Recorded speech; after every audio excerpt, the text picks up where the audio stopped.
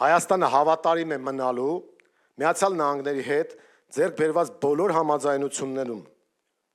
փոխ լրացնելով դրանք եւ առավելագույնս պաշտպանելով հայկական շահը։ Թրիփի ծրագիրը կարող է կյանքի կոչվել մեր երկրի անկախության, իրավազորության եւ Ադրբեջանի հետ փոխադարձության սկզբունքով, այլ ոչ այնպես ինչպես որ հիմա է։ Փաստաթղթում նշված է փոխադարձության սկզբունքը, շատ լավ։ Դա նշանակում է, որ մենք պետք է շահկապենք այդ նախագծի կյանքի կոչումը Հայաստան-Իրան երկաթգծային եւ ավտոմոբիլային երաշխավորված կապի ապահովման հետ, այդ թվում Նախիջևանի տարածքով։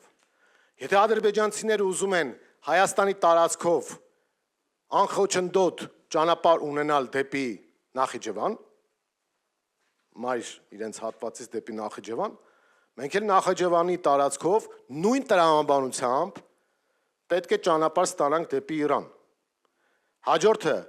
Ադրբեջանի տարածքով նույն տրիպի փոխադարձության եւ սկզբունքներին համահունչ պետք է ավտոմոբիլային եւ երկաթգծային ճանապարհ ստանանք դեպի Ռուսաստան, Ադրբեջանի տարածքով։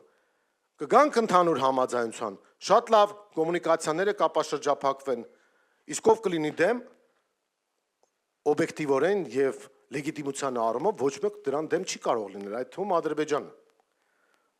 Ուրեմն այս առումով կարծում եմ Միացյալ Նահանգներն են շահագրգիռ, որովհետև Միացյալ Նահանգների տարբեր շրջանակները ասում են, որ